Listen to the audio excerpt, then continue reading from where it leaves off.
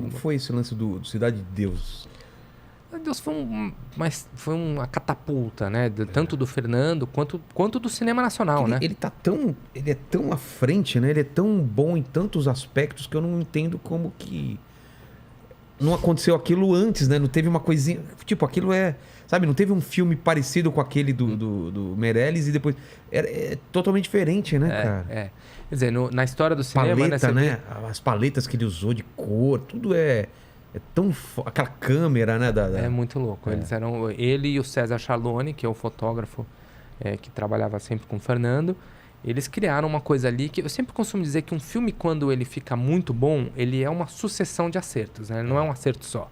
É um acerto de roteiro, é um acerto do Fernando, até de chamar a Katia Lund para co-dirigir também com ele, mas de chamar o César Charlone, direção de arte, tudo, os atores, né? De querer trabalhar com não atores, de não dar o roteiro, de poder fazer tudo na base da improvisação, essas crianças sendo elas mesmas, né? Uma sucessão de acertos de um filme que realmente, hoje, se você pegar qualquer lista de filmes importantes para você ver no mundo, o Cidade de Deus vai estar lá. Tá lá. Que é uma loucura, né? Um filme indicado a 4 Oscars. Né? Você fala, no Brasil, quando é que você ia imaginar que isso ia acontecer? Então, por isso que eu não esperava, né? Eu achava que ninguém ia assistir. É uma loucura. E como foi a montagem desse filme? Foi tranquila ou era... Ou mudou também alguma coisa no meio? Então, não, ele mudou muitas coisas, muitas cenas caíram, Mas tem uma coisa que eu hoje consigo racionalizar o processo, e eu digo que eu só consegui montar o Cidade de Deus daquele jeito porque eu não tinha a menor ideia do que eu estava fazendo. Como assim? Porque eu acho Você não veio com regras pré-estabelecidas? Então, não, é porque isso? eu não sabia fazer. Acho que se eu soubesse fazer, talvez eu teria montado um filme um pouco mais dentro das regras, um pouco mais quadradinho, mais... Não sei se eu diria tradicional, mas eu não teria ousado tanto. O fato de que eu não sabia... Mas dá um exemplo, assim, de que se tivesse um preconceito estabelecido... Então, quebra de eixo, por exemplo? Então, se você pegar o filme, né, Como Cidade de Deus Sei. ele é dividido em 3 histórias, né? Pra quem viu aí. Aliás, quem não viu, pelo amor de Deus, né? Tá. Ô, Lene, se você não viu, você não vem amanhã. Eu assisti acho que umas 20 vezes Cidade de Deus. Ah, tá bom, então, tá certo. Eu só garanto que tem uma pessoa aqui que assistiu mais do que todo mundo. Que fui eu. O montador deve ver até não aguentar mais aquelas cenas, né? Muitas vezes. Inclusive, então, o Cidade de Deus, ele é dividido em 3 histórias, né? Tá. A história dos anos 60, a história do Trio Ternura, a história do Zé Pequeno, depois a história do Mané Galinha. O primeiro terço do filme, que é a história do Trio Ternura, isso já vinha de concepção do Fernando, junto com o César Charlone, ele era um filme chamado, eu não gosto dessa palavra, mas mais clássico. Então, a criminalidade, a Cidade de Deus estava se formando, começou ali um pouco de criminalidade ali, então ele chamava de um lugar mais ingênuo, então ele filmou tudo um pouco mais clássico. Com tudo câmera ou num tripé, ou num movimento de grua, ou num movimento de dolly.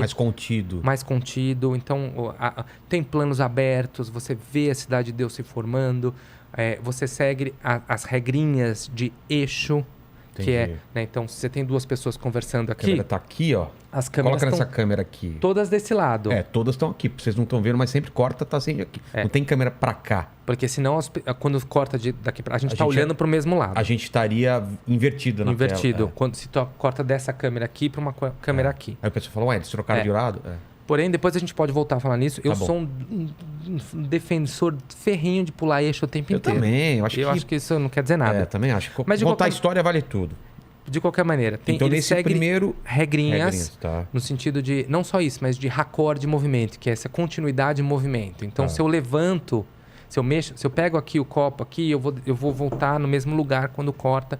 Ele segue um tipo de storytelling, de contar histórias um pouco mais clássico. E cor também? Tem alguma coisa de cor? Ele é mais sépia, Tá. Ele é menos colorido, ele tem tons pastéis, figurino com a direção de arte, todo Entendi. um pouco mais sépia. A segunda história, que é a história do Zé Pequeno, que aí começa o tráfico de maconha, e a criminalidade começa a ficar um pouco mais intensa, aí a maneira de contar a história também muda. Então a câmera sai do tripé, entra na mão, fica uma montagem, fica uma câmera mais livre que vem daqui, vem para cá, e você já não tem mais tantos planos abertos, você tem um pouco mais de plano sequência e uma câmera mais livre. E aí eu começo a não seguir essas regrinhas quando eu não quero. Eu estou mais livre para montar. Então eu posso fazer um corte no mesmo eixo com movimentos diferentes. Eu posso fazer um que a gente chama de jump cut. Eu posso fazer um corte, pular o eixo o jump dar cut é do mesmo enquadramento você cortar. Exato, eu tô aqui e aí corta eu já tô aqui, e aí corta eu já tô tomando, né? Então isso a gente chama de jump cut. Jump cut. Eu não sabia nada disso, tá? Você só fez. Nada. Depois eu falo, um jump cut aí. Agora. Aí falou, um jump cut. Eu falei, é isso aí mesmo que eu fiz, é um jump cut. Eu não sabia nada. Nada. Você fez porque é legal. Eu fui fazendo. E aí, e aí você já tem mais cores. Tem um lance, desculpa te interromper. Não, imagina. Tem uma ajuda também de alguém daquele Falcão Negro em Perigo que pegaram para cenas de... Então... Não teve esse lance? Eu não sei se teve... Não teve esse lance. O que teve é que o Falcão Negro em Perigo foi um filme que o Fernando me deu de referência. Falou, assista esse filme aqui. Já viu esse filme também? Que é os caras... É Afeganistão? Não sei onde. Eu não lembro. Mas muita câmera na mão, os caras acompanhando os soldados. E tem... Eu sei que ou foi referência ou trouxeram alguém da equipe para ajudar. Foi super referência. Esse filme e Um Domingo Qualquer, do Oliver Stone, que é um filme de futebol americano, que também tem uma montagem muito maluca. Muito maluca. E a terceira história, que é a história do Mané Galinha. Desculpa. E esse segundo, o tom era... O tom era mais livre, com mais cores, com mais câmera na mão, câmera mais tremida. Eu lembro muita coisa do verde também. Na terceira história. É na terceira? Que tava colorido na segunda. Quando entra a guerra do Mané Galinha com o Zé Pequeno, entra a cocaína. Entendi. E o filme começa a ficar essa guerra, aí é nenhuma regra, a claustrofobia, caótico. Então é a câmera aqui, câmera tremida, não tem câmera em tripé de jeito nenhum. Caramba. Qualquer coisa que eu pudesse fazer para tirar a sua sensação de geografia, de espaço-tempo. Então é só corte, que eu brincava que é só corte errado. Então essa última história que o filme começa assim, aquele começo do Cidade de Deus, que eu, inclusive tem até um masterclass que eu acabei de lançar lá no barco, que eu explico exatamente como eu fiz a primeira cena do filme da faca. É mesmo? Eu explico como é que... Como é que a gente... Inclusive, eu vou um pouco mais a fundo nisso que eu estou contando agora do Cidade de Deus. Então, quem está assistindo agora, o Lene depois você vai passar o link da Masterclass para ele e colocar aí para o pessoal assistir. Que essa Masterclass você pega... É sobre edição, sobre direção? Então, agora eu estou fazendo aqui... vou fazer um parênteses o jabá. Não, é uma Masterclass que eu fiz lá na Barco, que é um lugar que eu já fiz vários cursos lá, que é um grande parceiro, tem cursos maravilhosos lá. A gente gravou essa Masterclass que chama Dirigindo a Montagem. Tá. Então eu tenho um módulo que é só de montagem, eu falo de vários exemplos de filmes que eu montei, vários exemplos. Então são... Não me lembro quantas aulas, mas tem... É um módulo só de montagem, depois um módulo só de direção, que aí eu falo desde ter a pequena ideia, eu falo muito dessa coisa da faísca e vou explicando com cenas do Bingo, com cenas do Turma da Mônica Laços, com cenas do Ninguém Tá Olhando, da série da Netflix que eu fiz.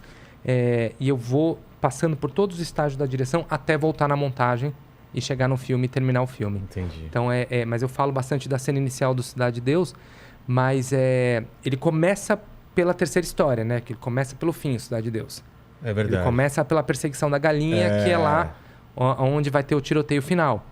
Então ele começa caótico. E aí ele fica mais calmo, ele fica mais clássico, ele depois te dá ele fica mais livre. Do que vai ser lá na frente, né? Mas eu não sabia nada disso, tá? O Fernando falou assim, olha, tem essas três diferenças. Eu quero contar a primeira história um pouco mais clássica, a segunda mais livre e a terceira caótica. Se vira. Nossa! E aí eu sentava lá, via o material, montava, mostrava pra ele. Às vezes ele gostava, às vezes ele falava, não, vamos por esse outro caminho aqui. E a gente foi fazendo e fez. Como que é? Vira à noite? É trabalho normal? É tipo um trampo que você quase bate cartão é de um horário? Como que é? Você tem o diretor do lado te enchendo o saco, falar um pouquinho vai pra cá, um pouquinho vai para lá? Ou tipo, você sozinho e só mostra uns pedaços? Como funciona isso? Então, a montagem de longa-metragem, eu não costumo, assim, a gente não vira à noite. Não? Não. Tenta fazer. Publicidade, virei muita noite na publicidade. Até porque tem refação, tem alteração. Tem prazo muito curto. Mas o longa, ele te pede esse tempo de reflexão, né? Então, a gente trabalha muito. Trabalha 10 horas por dia. trabalha bastante, assim. Filmagem é 12, 13 horas por dia que você filma. Então, assim, esse negócio de... O pessoal os artistas estão tudo uns vagabundos, desculpa, não sei aonde. Para, trabalha... eu já participei de set de filmagem. Mas muito. E aí, a gente trabalha 5 dias por semana, normal. Tá. Mas trabalha bastante e é muito imersivo. É muito imersivo. Você entra num filme e você... Enquanto aquele filme não terminar, eu sonho com ele, eu passo o final de semana pensando. A mesma coisa na direção, né? Assim, quando eu tô num projeto, a gente eu digo que o diretor é um observador, né? Um constante observador. Então, como eu falei, como eu brinquei aquela hora lá, tipo, eu chego aqui, chego em qualquer lugar, eu já olho por que... Quer dizer, é óbvio que aqui tem uma direção de arte, mas eu vou num restaurante... Por que aquele garçom anda daquele jeito? Por que ele está servindo? Por que o casal do lado... Eu sou do tipo de pessoa que vou no museu e eu fico olhando as pessoas olhando as obras. Entendi. Você tá atrás da pessoa olhando... Eu tô olhando porque para mim são personagens. Eu fico aqui pirando. Por que no metrô você fica olhando as interações. A gente é observador e esse é o nosso material de trabalho. A gente imita a vida, né? Mas é muito legal, né? Eu acho você vê por que uma pessoa às vezes se inclina para falar com a outra, ou ela tá numa posição assim. É muito legal, cara. Eu adoro.